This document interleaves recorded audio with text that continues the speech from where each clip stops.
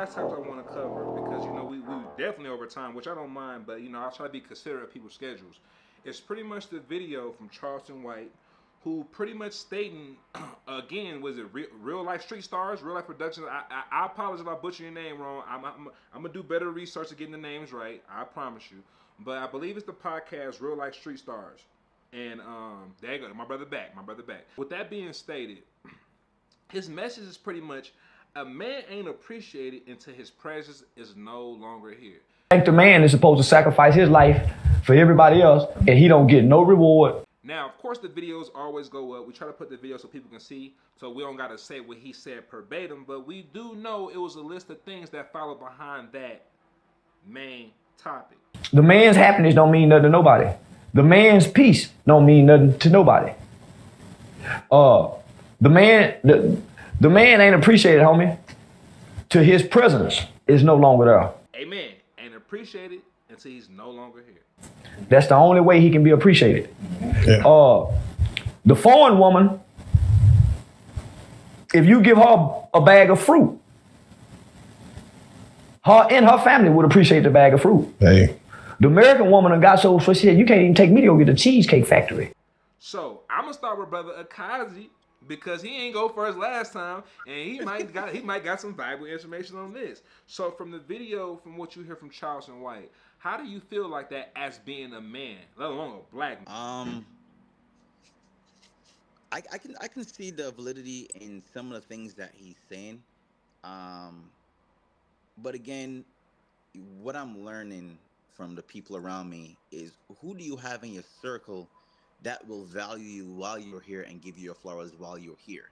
So if he's saying something like, men aren't valued, I guess collectively, until they're not valued until they're gone, is it just your circle we're speaking about, or are we speaking collectively of people? Because I know a lot of people in my circle that they value me. You know what I mean? Mm-hmm. So what are we talking about here? Collectively as a whole, or the specific circles that we're in? Because I'm sure that if it's... Go ahead. I'm sorry. I'm just, to answer your question so you can finish elaborating, it will be collectively, because what you experience might not be what the collective of men experience. And if you read the comments, if you see the comments, well, I know Brother Marco did, we the comment warriors, you will see a lot of men agree with what Charles White is saying. So let's say for the collective. So for the collective then, right? And this is something that my wife, she posed this question to me, right? Who do you have in your circle? The people that you have in your circle currently, if you just right now dropped off the face of the earth, what would they have to say about you? Right? That was the question that was posed. And the answer was, well, my circle is very, very, very tight, to who I choose to surround myself with. So I'm going to play a little bit both sides. I blame people like us, men, for surrounding ourselves with other people that they have no value in our lives. They shouldn't even have access to us to be even bringing up this kind of topic collectively. You know what I mean? So yes, we could jump on a bandwagon. We can be like, oh yeah, it's true. But you made that contract when you said, hey buddy, we can be friends, or hey buddy, we can do whatever. You made that contract with a person. So you should know in making that contract, well, this is the likelihood this person might do this. You know what I mean? So that's just my 2 cents. You should know who your circle is, because like you, Brother X, if you had to do something on a personal level to spite me right now, I can honestly say, well, you know what? You got me, because I didn't see that coming, because the person that you showed me who you were wasn't the person that I'm getting now. You know what I mean? So in that, I would have to take responsibility for that, because, again, more investigation. I should have done that, before falling too hard. Like, I love you, bro. Mm-hmm. Well, I'm just going to let you know, man, devil's advocate mode activated. So I got some things for you, brother. But I gotta wait. Brother White, man, what is your take on what Charleston White said in regards to, men only pretty much cared or validated when after life, which is mean, of course, death? I I want to say I agree a lot on that, but you got to think we are the main providers. That's why we are the main. We are. And without us, bro, like let's be realistic. Life doesn't go on without men. Period, bro. Life doesn't go on, bro. You can't repopulate the earth. Most of the things is invented by man, bro. Let's be realistic. Most of the stuff that we have to today has been by men. So technology, building stuff, construction, anything, like it's gonna be men, bro. So us being the main provider, we're always at work. We're always the hard worker. We're always gone. So, you know, they get used to daddy not being home. I gotta go to work.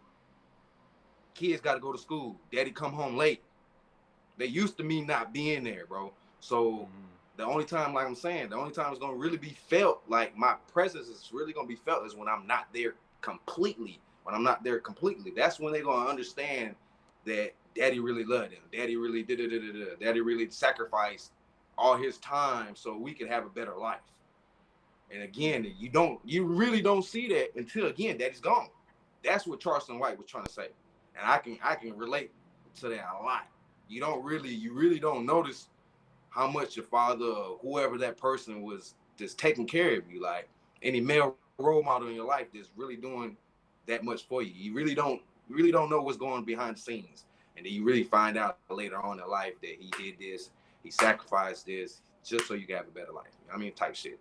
But that's really what he's referring to. That's really what I got from the video. We the providers, we really always the hard workers. So like when we not there, shit hits the fan, bro. Like let's be realistic. That's why again, you know, I don't deviate from plan, but when you say fatherless homes versus motherless homes, I feel like that's different, and that could be a different conversation for a different day. Because statistically, kids that live with their father end up being better than kids that live with their mother, and that's statistic wise. But so that's another conversation for a different day too. I didn't want to get too far on that, but just us being that person, the glue. I feel like, you know, we're the glue. We hold everything together. You know, and women can consider the same thing too as well. They hold shit together with the family, but I feel like we hold everything together. We bring everybody together, and without the father, like everything is, you know, falls apart after that, so to speak. Kind of like chess, you know, with the king. Once you lose the king, everything else, you know, checkmate, bro. Hey, I like that last ending, man. I mean, I definitely had to say Brother Komar for the end. I'm gonna tell you why. I already know I feel like I'm gonna piggyback off him, so I don't gotta say too much because we definitely over. And as far as that subject you was talking about, Brother White, we actually supposed to talk about this today. I don't think it's just safe for us to do it right now because as one of the videos, but we did, that was in rotation, but we gonna say that. We definitely gotta say that one. But Brother Komar, man, hey man, the people gotta hear the doctor, man. So again, how do you feel about the fact that what Charleston White said? Man, you see all this gray? Man, you see the camera? You see? Man, his face look good, man. I'm about to knock this shit out apart. Hey, go ahead, brother. Get your bat ready. Y'all ever experienced Father's Day? I know my brother. I already know where you going. Hey, I got the chart right there. Hey, look, I already got the chart. I already got the chart. I know you're gonna go. Do you understand that Father's Day is the 13th less celebrated holiday in the motherfucking, and I'm gonna say this, world. The motherfucking holiday in the world. Yeah, I'm already knowing. In the world, that shit is less celebrated than St. Patrick's Day. St. Patrick's Day. And Halloween and a whole bunch of other stuff. Motherfucker. We are fathers, and we can't be celebrated after a motherfucking leprechaun. Exactly. Are you understand? Do you not understand that? Hey, it's not funny, but that's facts, though. That's a fact. And that's a fact. That's a fact. I couldn't wait to say that shit. And we should have did this. I mean, I say we should have did this on Father's Day, but that's the truth. The problem with that is, and if you ask, I'm not saying you ask anybody, right? If you ask your father, you can't ask my father. But if you ask a father, hey, what you get for your birthday? Did somebody call you on your birthday? Exactly, a tie. What you get for Christmas? Their probably answer is probably gonna be nothing, right? Or some little stuff, some tops. or some little shit because everybody forget about them. Some socks, everybody forget about them.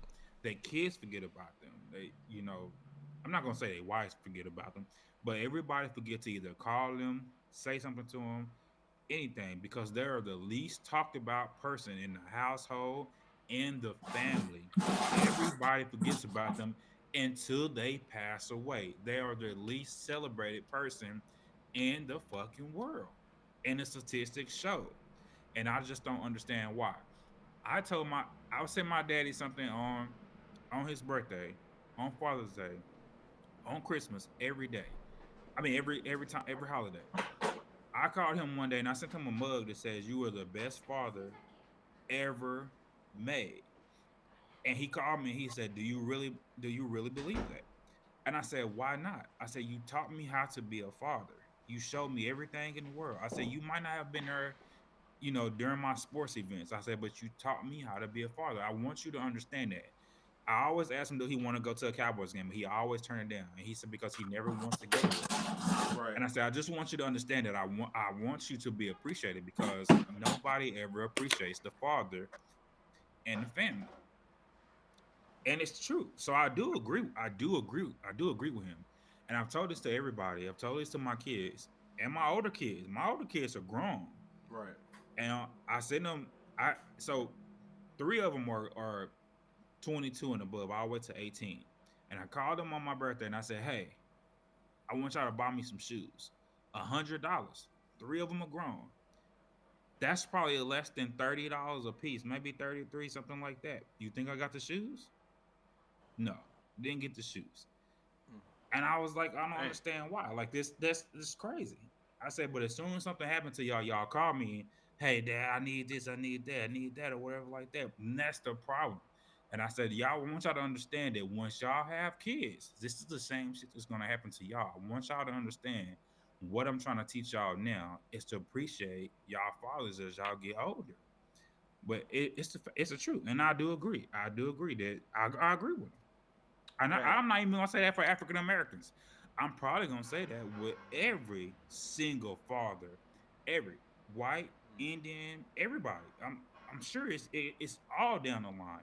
Every father. Hey, to piggyback right behind you, man, I agree 1,000%.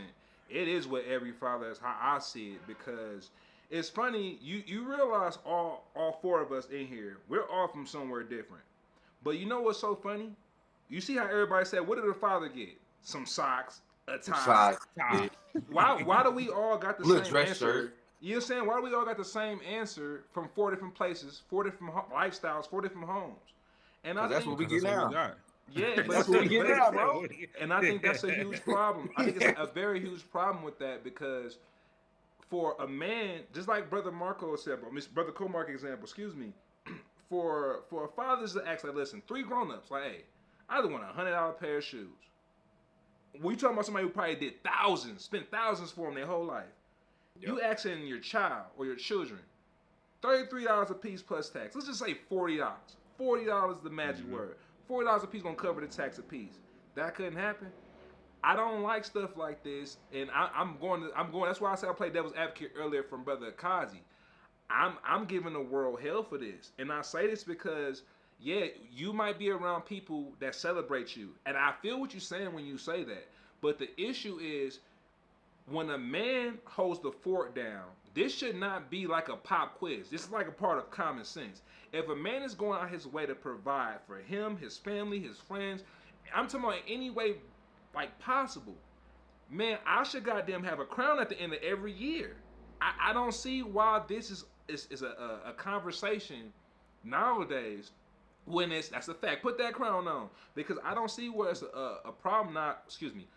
I'm having a hard time seeing this issue being still a problem because, man, I know all of y'all personally. I didn't meet y'all yesterday.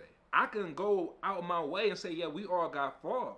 But I will all consider y'all good men, in my opinion. Now, other people might see different, but I speak more wide open with perspective than most. So I will go on the record and say, everybody on these cameras are good men.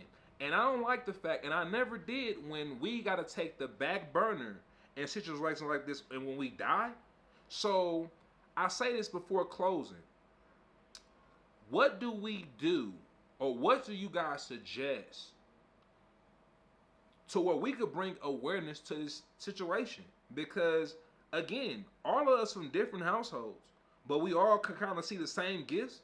That means, in some sense, we could all recognize that we're all getting the same vibration from different parts of the United States in regards to being a man, or seeing this from our fathers, or the ones who act as our grandfathers, or our brothers, or our cousins who males. So anybody can really jump out this if you like, because we're at closing. So what do you guys feel that we could bring more awareness to where we can be recognized while we're alive instead of when we're dead? Anybody can jump out now. Can I be honest? Can I be honest? Go ahead. As you were closing, I had a feeling that this question would come up, and I'm gonna be very, very honest. I looked straight to brother Komar. I kid you not. Kid you not. Why? Because I was trying to answer the question in my head, like, yo, what can be done? What can be done? I was thinking, okay, is it the media? I'm thinking everything, but then I'm stumped. What can be done? Because like this has been going on for so long, so ingrained in our children's that's probably coming. Like how can we fix a problem that has been around long before us, long before our grandparents? How can we even? How is it even fixable? That's why I said bring awareness, because awareness could lead to a solution. I don't expect nothing really to happen overnight. That's why I use the word awareness, because once you bring awareness to something, now we can have more collective brains in the situation to give a better opinion, and then we all have that. So, wait, Brother Carmine got his hand up. Hold on, Brother Carmine got his hand up now. What we got, brother? I need that bonus shirt that says I need to be celebrated more. Hey. There we go, man. And he gave a bonus shade shout out, man. That's gonna be the links in the description, man. Make sure you go get the merch. You know what I'm saying? Bonus shade, soul ties. I'm always shouting my brothers out, man. Go get the soul ties, but man, Dr. Marco Harrington, man. We gotta get them shout outs in. No realness. Hold on. Hey, yeah. Continue what you were saying, Brother Kakazi. I'm sorry to piggyback on that. I was saying very quickly when you said about the awareness, Brother X. A traumatic experiment. You know what I mean? Mm. The birthday comes around, and dad is just in the coffin laying down. Just in the coffin laying down. You know what I mean? No. Because you ever seen those experiments where it is that these things happen, and all of a sudden people just they wake up like, oh my God, I didn't know. You know what I mean? Right. Like a traumatic experiment worldwide, bring awareness. A group of fathers from, I don't know, Texas, Tennessee, Alabama, they did this and shocked their children, and what does the children have to say? And the reason they did it is because of this. I mean, that's the only way I actually see anything getting any kind of attention, putting it on social media. I mean, you're going to get bashed for it, or what kind of father would do this to the kids? The kind of father that asks his 3 grown-up kids for $100 pair of shoes, and they couldn't even provide $4 to buy the shoes. That's my father. Not to cut you off, man. I just want to say one quick thing, because I might forget. This is why, again, I use awareness, because when you have these conversations, you don't really post a bash. And I say that strongly because when we deliver these messages, if a person first thing to do is quickly go to, oh, you ain't it, or you, what? That's the problem. That's the ultimate problem. So we gotta ignore them out the way. We gotta ignore them because they're part of the problem. Bringing awareness stuff, we try to look for a solution. So if you're down talking the situation, down talk the people who are not recognizing a good man on this planet. Why we always gotta be with the scrubs? Why we gotta be on the TLC song? We don't want the scrubs. Why we gotta be them men? You know what I'm saying? All men are not bad men. It don't matter if you're black, white, Mexican, Russian, Ukrainian. Yeah. It doesn't matter. So why is the narrative is such a big thing? So that's all I want to put out there, brother. But please continue. No, that's all I got. Oh, man. Brother Komar. I want y'all to shut him down. Brother Komar, what's up, man? Nah, I honestly, I know when he said he was looking at me, he thought I was gonna have an idea, but I'm gonna tell you, my head, bro, because hey, we can paint the picture in the sky, and everybody will look up that motherfucker, and they'll be like, shit, whatever.